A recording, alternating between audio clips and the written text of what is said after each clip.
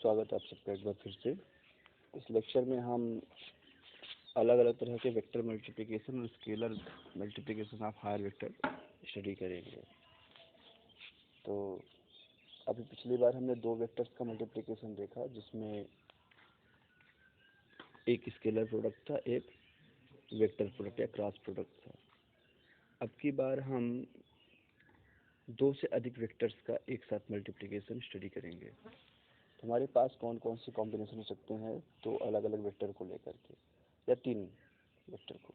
तो मान लीजिए ए, बी और सी, हमारे पास तीन वेक्टर हैं।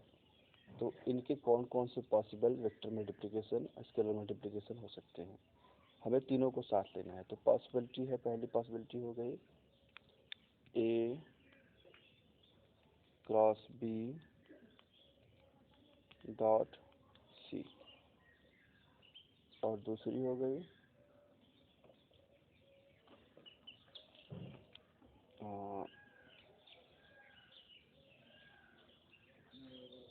ए डॉट बी क्रॉस सी। हमने यहाँ पे ऑर्डर नहीं चेंज किया, ऑर्डर चेंज करेंगे आप तो और भी मिल जाएंगे, मतलब बी की जगह ए और ए की जगह बी को इस तरह से लिखते जाएंगे तो हमारे पास और भी बहुत सारे विकल्प हैं। लेकिन मोटा मोटी हमारे पास एक ये हो गया डॉट प्रोडक्ट और दूसरा डॉट प्रोडक्ट है। यहाँ पे देखिए ए बी सी तीनों को हमने शामिल किया है, यहाँ पर भी ए बी सी तीनों को शामिल किया है। इसके अलावा एक होगा यहाँ पे क्रॉस प्रोडक्ट, तो वो ऐसे लिख सकते हैं ए क्रॉस बी क्रॉस सी, और इसी तरह से ए क्रॉस बी क्रॉस सी। ठीक, और भी इनका ऑर्डरिंग चेंज कर सकते हैं, ए को पहले बी को बाद में, तो भी आपको बहुत सारी चीज़ें मिलेंगी। तो हम वन बाय वन का स्टडी करते हैं। तो इन दोनों को बोलते हैं ट्रिपल स्केलर प्रोडक्ट, इनको बोलते हैं ट्रिपल वेक्टर प्रोडक्ट। इसके अलावा हायर प्रोडक्ट आएंगे जहाँ पर चार वेक्टर एक साथ इन्वॉल्व होंगे, लेकिन अभी उसको हम स्टडी नहीं करेंगे। हम अभी आपको ये 1 और 2 और 3 और 4 को एक एक करके समझाते हैं। पहले 1 और 2 को समझ लेते हैं, फिर इसके बाद 3 और 4 को समझते हैं। तो 1 और 2 को समझने के लिए हमें जाना होगा अगले पेज पे। तो यहाँ हमारे पास दो वेक्टर हैं, A dot B cross C. तो पहला जो तरीका है, जो यूजुअल तरीका है, जो अक्सर बुक्स में मिल जाएगा आपको, वो होगा कि पहले बी क्रॉस सी को लिखिए। तो बी क्रॉस सी को आप कंपोनेंट फॉर्म में लिख सकते हैं। बी क्रॉस सी को इस तरह से आई जे के B1 B2 B3 C1 C2 C3 component form में। अब यहाँ पे जब ए डॉट लगाते हैं तो क्या होगा, ठीक है, ए डॉट लगाते हैं तो क्या होगा। तो ए डॉट लगाने पर हम जानते हैं कि इनके कंपोनेंट को हम मल्टीप्लाई करेंगे। तो कंपोनेंट फॉर्म में अगर इसको लिखें बी क्रॉस सी को, तो कंपोनेंट फॉर्म में आता है आई, इसको रख लीजिए कैप को, आई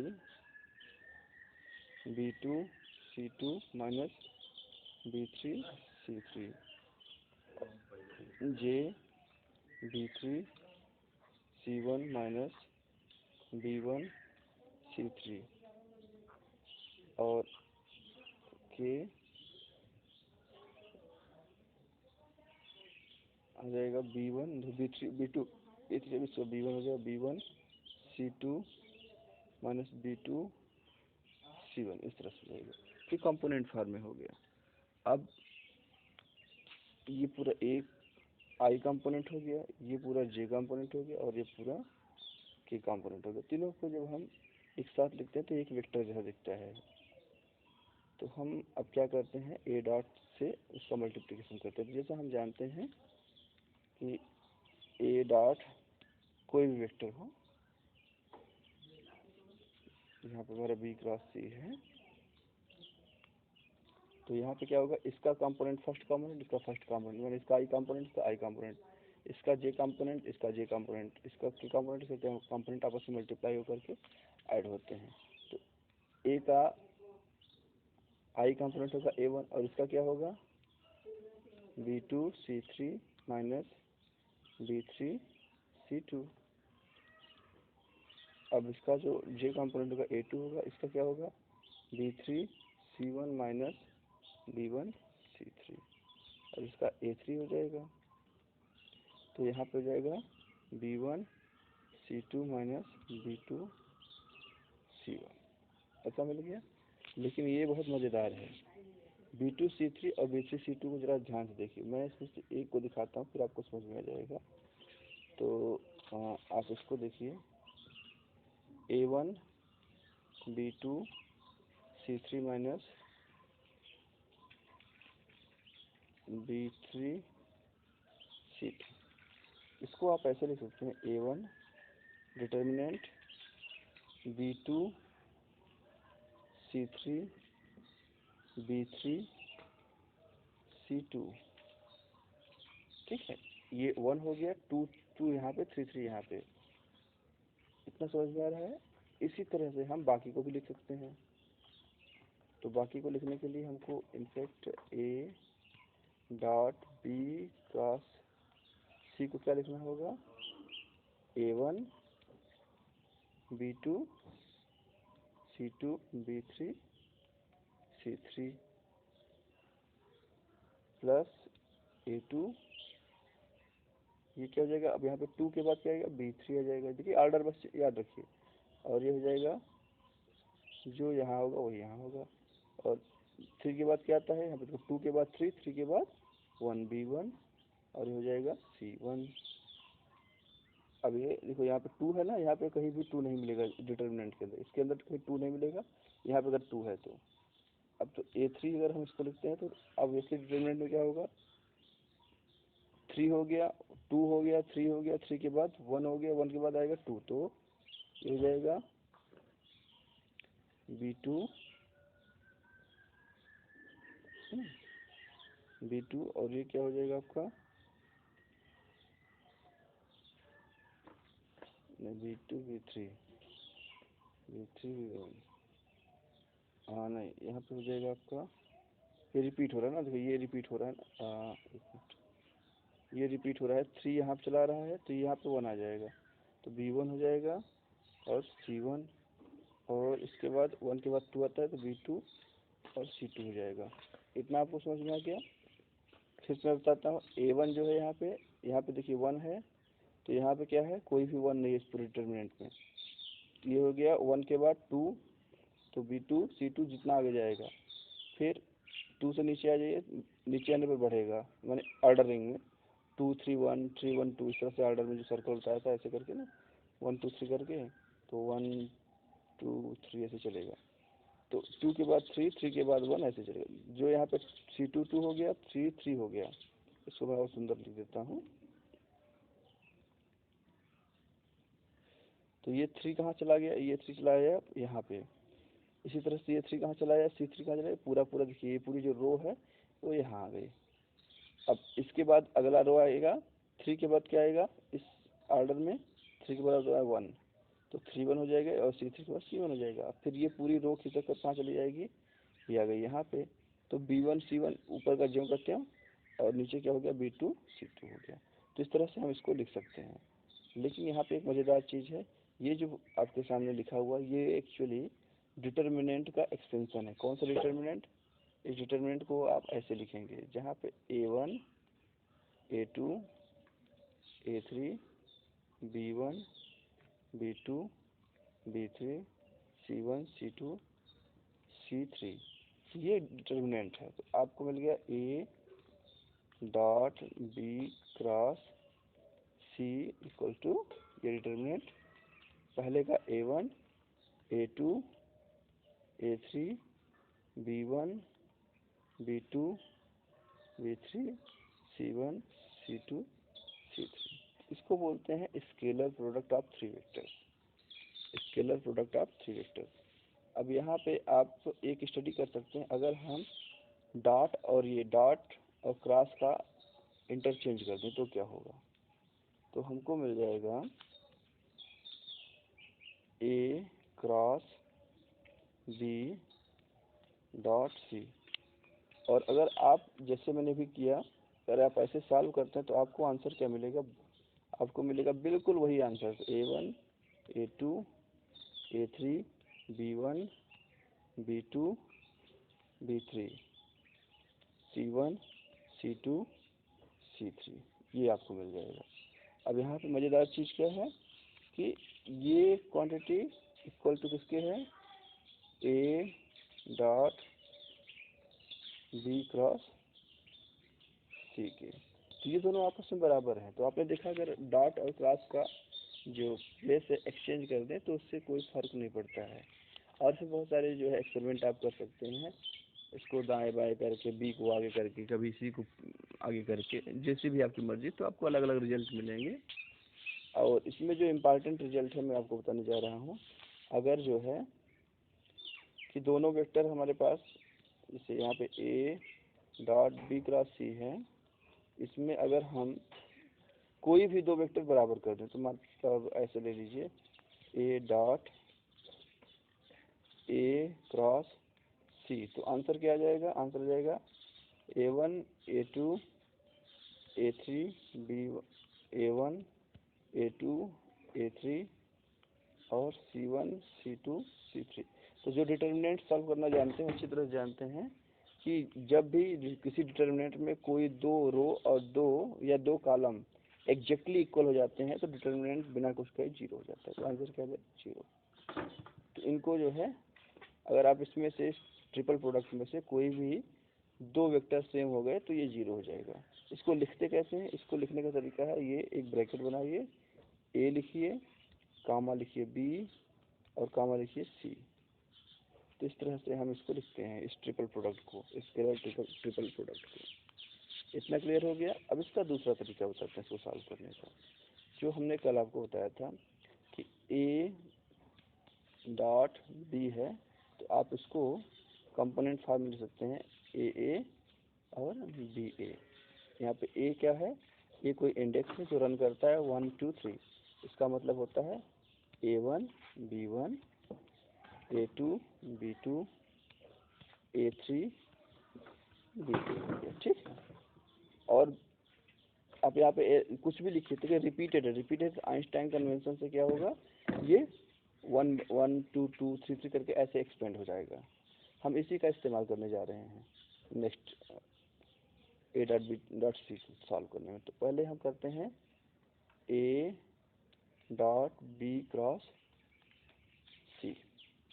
तो ये क्या हो जाएगा, ए और बी क्रॉस ए, पूरा एक वेक्टर है बी क्रॉस सी ए। तो इसको एक्सपेंड करेंगे तो क्या हो जाएगा, A1 और बी क्रॉस सी 1, A2 बी क्रॉस सी 2 और A3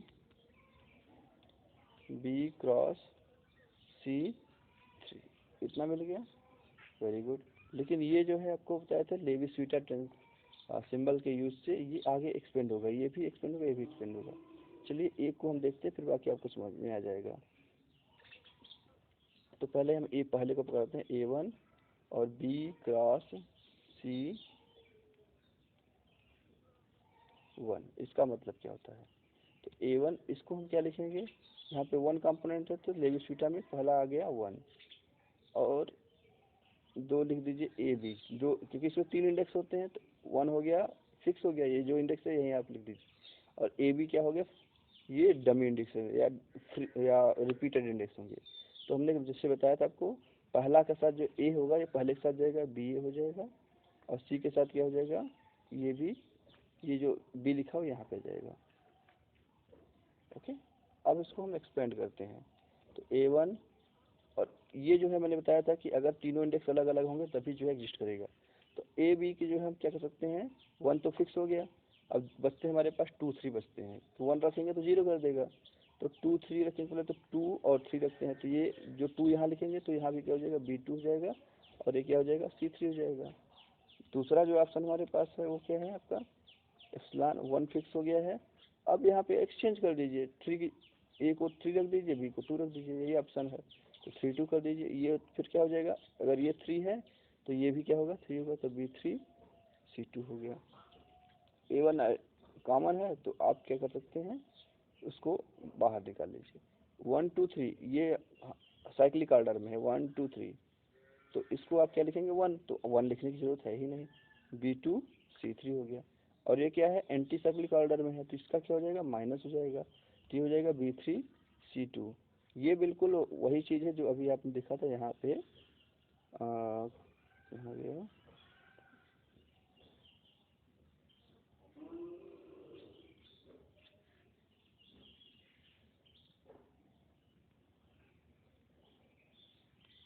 जो आपने यहाँ पे देखा था, ठीक है, जो आपने यहाँ पे देखा था बिल्कुल वही चीज़ है ये। तो इसका मतलब हुआ कि आप इसको अब आगे लिख सकते हैं इस तरह से,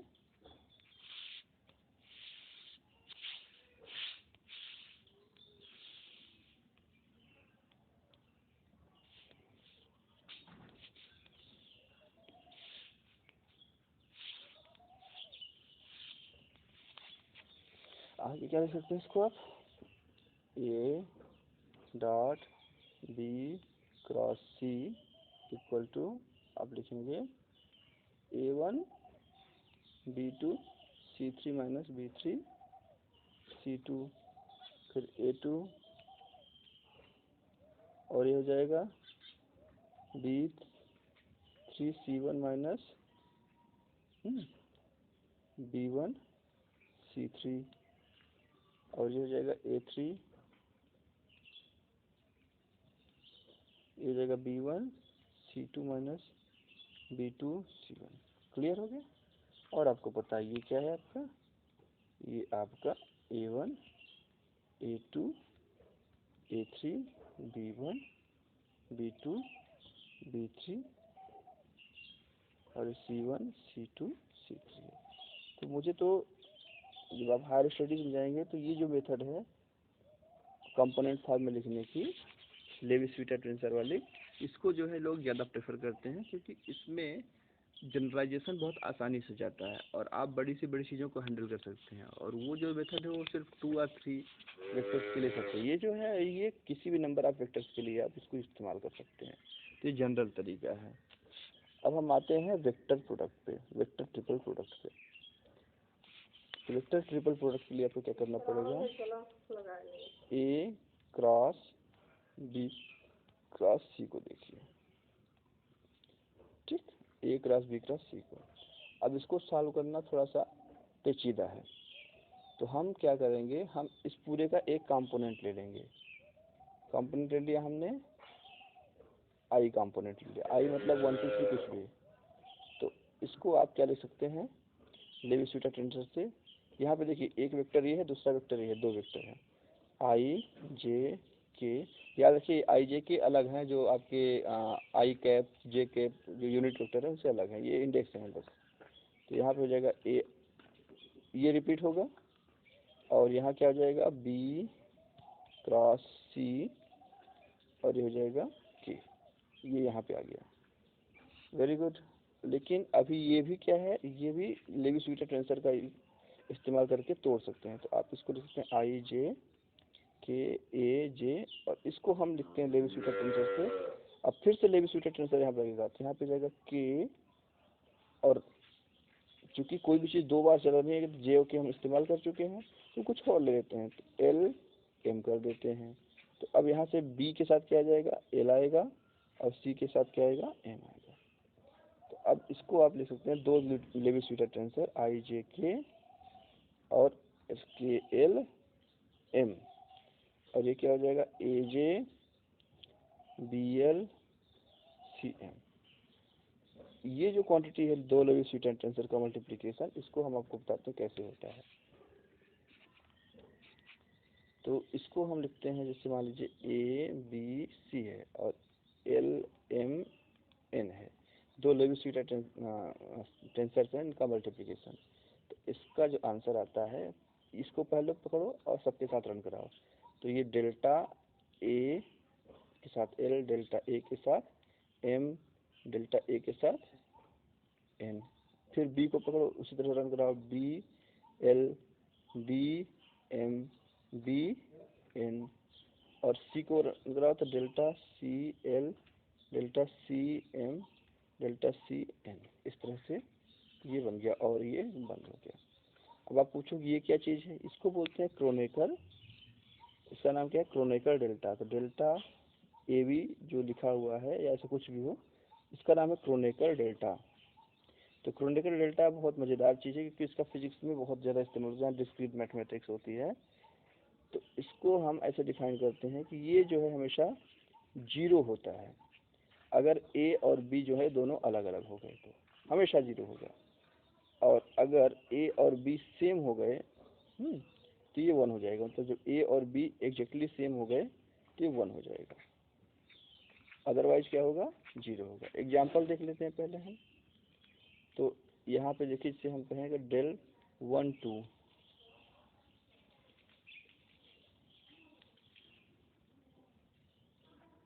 तो ये 1 और 2 अलग अलग है तो ये जीरो हो जाएगा।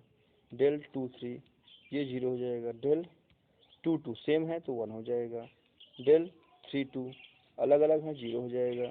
डेल 3 3 सेम है तो क्या हो जाएगा, 1 हो जाएगा। डेल 2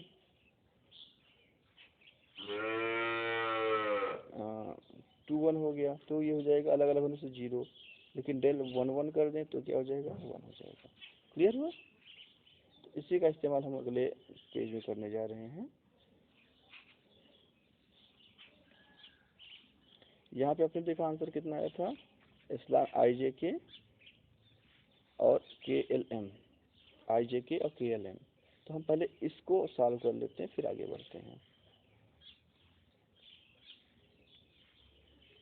एप्सिलॉन आई जे के और के एल एम, यहाँ पे देखिए ये के दो जो दो बार आता है रिपीटेड है, और आई जे एल एम अलग अलग है। कोई बात नहीं, अभी हम एक काम करते हैं, इसको डेल्टा फॉर्म लिख देते हैं। डेल्टा आई के delta i delta I m delta जे के डेल्टा जे एल डेल्टा जे एम और डेल्टा के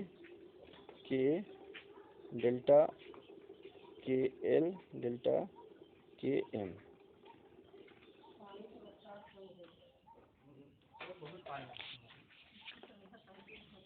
आई k i L I M I j के आई एल और ये जे एल और ये हो गया। अब इसको आप तोड़ने से पहले इसमें आपको हम थोड़ा सा हिंट देते हैं। यहाँ पे देखो एक क्वांटिटी है ये डेल के, इसका मतलब क्या होता है, इसका मतलब होता है रिपीटेड है, तो हो जाएगा डेल 1 1। अगर के को 1 रखेंगे तो ये भी 1 होगा। डेल 2 2 और डेल 3 3, इसके आगे नहीं जाएगा। तो 1 1 कितना होता है नियम से, 1 हो गया। ये भी होता है 1 और ये भी हो गया 1, तो कितना आ गया, 3 आ गया आंसर। तो याद रखिए 3 डायमेंशन में 3 आ गया, 4 डायमेंशन में 4 जाएगा, 5 डायमेंशन 5। तो डेल्टा के जो भी होगा, डेल्टा आई डेल्टा जे जहाँ पे रिपीटेड इंडेक्सेज होंगे उसका जो वैल्यू होता है वो डायमेंशन के बराबर हो जाता है। कितना डायमेंशन है, तो 3 डायमेंशन की हम बात कर रहे हैं तो यहाँ पे 3 हो गया। 4 डायमेंशन की बात करते हैं तो 4 हो जाता है। चलिए इसको सॉल्व करते हैं और देखते हैं हमको क्या मिलता है। डेल्टा आई एल है, तो यहाँ पे आप क्या करिए, पहले इसको लिख लीजिए थोड़ा सिंप्लीफाइड वर्जन में। डेल्टा आई के delta I L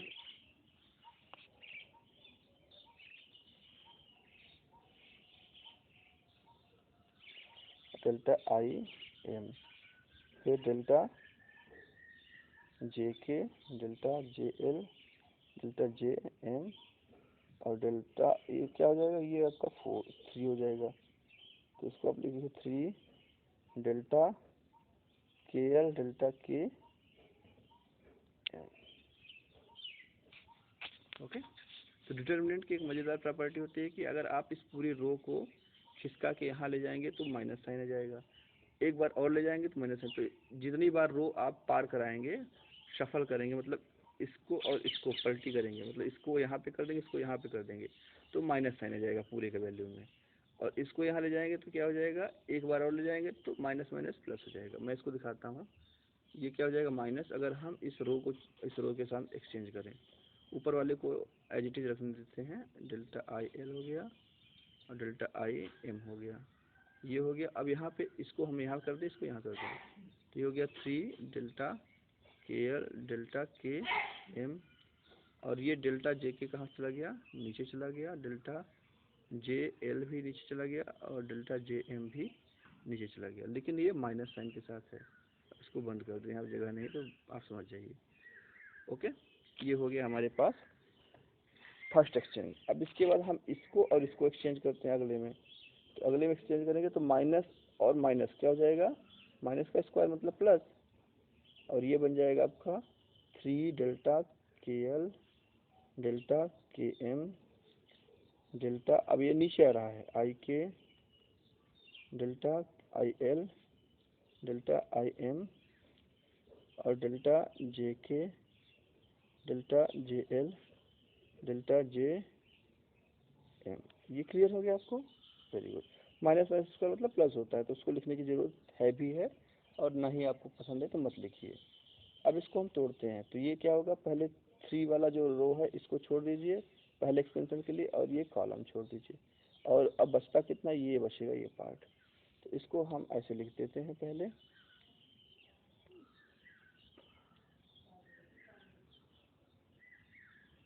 three delta J L delta J M delta के एल डेल्टा के एम, और इसको आप सॉल्व करिए। और बाकी डॉट डॉट डॉट अब बाकी टर्म होंगे, तो एक को हम देखते हैं सॉल्व करके। ये क्या हो जाएगा, डेल्टा जे एल और डेल्टा के एम माइनस डेल्टा जे एम डेल्टा के एल। क्लियर हो गया? Okay, J M K L. यहाँ पे देखिए कोई भी चीज़ मैच नहीं कर रही, जे एम अलग है, के एल अलग है, जे एल के एम अलग है, ऐसे करके, और फिर प्लस जो भी टर्म्स आए हैं। अब यहाँ पे एक और चीज़ आपको बता दें, अगर मान लीजिए इस तरह से लिखा हो आई जे और डेल्टा जे के, तो ये क्या करता है, जो रिपीटेड इंडेक्स होता है उसको हटा देता है, और जो फ्री इंडेक्स होते हैं उसको सिंगल क्रोनिकल ले जाता है। तो डेल्टा हो गया, और यहाँ पे क्या है आपका, जे रिपीटेड है तो ये उड़ जाएगा, और ये बचेगा कौन, आई बचेगा, और यहाँ क्या बचेगा, रिपीटेड को हटा देगा। तो इस तरह से जो है आगे और एक्सपेंशन में आपको कुछ टर्म्स मिलेंगे। तो फाइनल आपको जो कट पीट कर आता है वो मैं आपको डायरेक्ट लिख कर दिखा देता हूँ। आपका हो गया आई जे के, और ये हो गया के एल एम, तो आंसर आ जाता है। ये एक इंडेक्स रिपीटेड है तो यहाँ पे हम क्या कहेंगे, एक ही लिखेंगे, और आंसर आ जाएगा आपका इस तरह से, delta I L delta I M, answer ये आएगा आई एल आई एम, और डेल्टा जे एल डेल्टा जे एम। प्लस माइनस साइन आपको चेक करना पड़ेगा हर बार कि प्लस माइनस साइन क्या ले रहे हैं। तो ये आपका आंसर आ जाएगा delta I L delta J M और डेल्टा आई एम डेल्टा जे एल, यही आपका आंसर होगा। इसको आंसर को हम रख देते हैं एक्सपेंशन में। हमारे पास एक्सपेंशन क्या था, आपको याद दिला देता हूँ एक बार फिर से। एक्सपेंशन हमारे पास था ये i j k l m a j b l c m, इसको याद रखिएगा, a j b l c m को, a j b l c m को याद रखिएगा। तो हम क्या करते हैं, पहले हम चलते हैं यहाँ पे और एक पेज जोड़ते हैं। तो ये हो गया a cross b cross c equal to epsilon i j k epsilon के एल एम और ए जे बी एल सी, ये याद रखिएगा। इसका आंसर कितना आया था, इसका आंसर आया था डेल्टा आई, इसको डिटरमिनेंट फॉर्म बना देते हैं ताकि आपको दिक्कत ना हो। डेल्टा आई एल रिपीटेड को छोड़ देना है, डेल्टा आई m delta J L delta जे एम और a j b l c m, इसको तोड़ दीजिए। तो आई एल जे एम हो गया, delta I L delta J m minus delta I m delta J l हो गया। अब इसके बाद में था a j b l c m. ठीक है ना, बस छोड़ देंगे। हाँ ठीक है, तो यहाँ पे हम लिखते हैं इसको पहले वाले को तोड़ते हैं ना, तो डेल्टा क्या था हमारे पास, पहले देख लेते हैं एक बार फिर से। ये था आई एल जे एम और आई एम जे एल है। ठीक,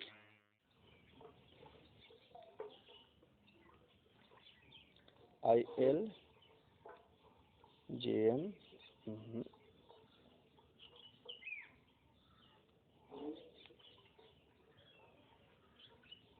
जे एम, और फिर क्या हो जाएगा ए एल ए जे है, हाँ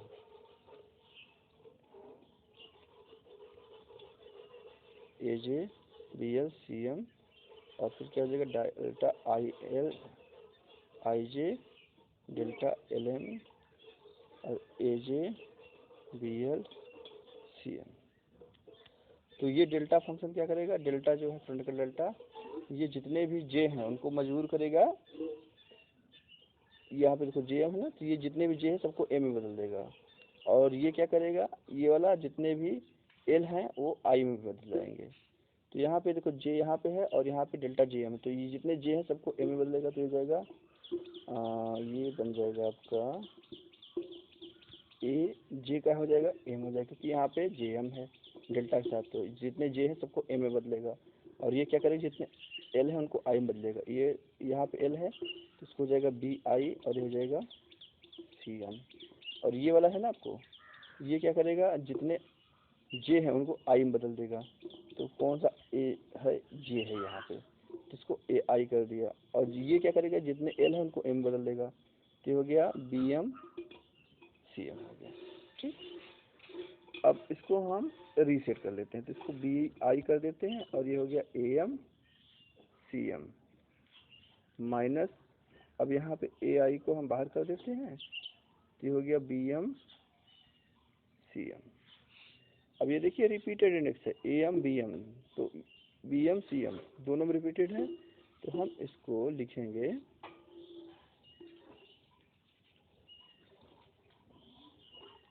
ए आई बी एम सी एम कर सकते हैं बी डॉट सी, क्योंकि रिपीटेड है।